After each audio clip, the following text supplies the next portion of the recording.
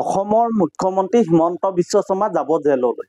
হয়, তেওঁ কংগ্ৰেছত থাকোঁতেও বিজেপিয়ে কৈছিল হিমন্ত বিশ্ব শৰ্মা জেললৈ যাব।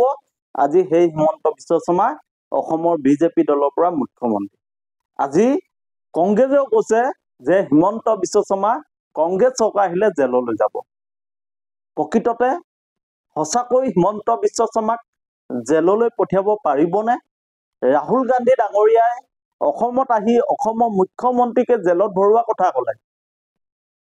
অসমৰ ৰাইজে বিষয়টো অধ্যয়ন কৰিছে।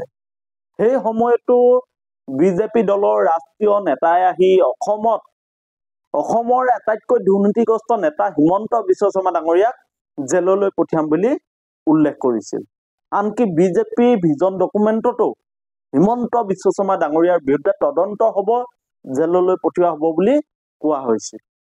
আৰু হিমন্ত বিশ্ব শৰ্মা ডাঙৰীয়াৰ নিউজ লাইভ চেনেলত CBI তদন্ত হৈছিল, উচ্চ পৰ্যায়ৰ তদন্ত হৈছিল। আৰু হোৱাৰ পিছত হিমন্ত বিশ্ব শৰ্মা বিজেপিত যোগদান কৰিলে। বিজেপিত যোগদান কৰি তেওঁক বিজেপিয়ে অসমৰ মুখ্যমন্ত্ৰীত্বৰ আসনখন দিলে। আৰু সেই মুখ্যমন্ত্ৰীগৰাকীক আকৌ কৈছে কংগ্ৰেছে যে যদি কংগ্ৰেছ চৰকাৰ আহে তেতিয়াহ'লে তেওঁক জেললৈ পঠিওৱা হ'ব। অসমৰ ৰাইজে এই বিষয়টো কিদৰে অধ্যয়ন কৰিব? হিমন্ত বিশ্ব শৰ্মা ডাঙৰীয়া সঁচাকৈ অসমৰ ৰাইজে জেললৈ পঠিওৱাটো বিচাৰেনে?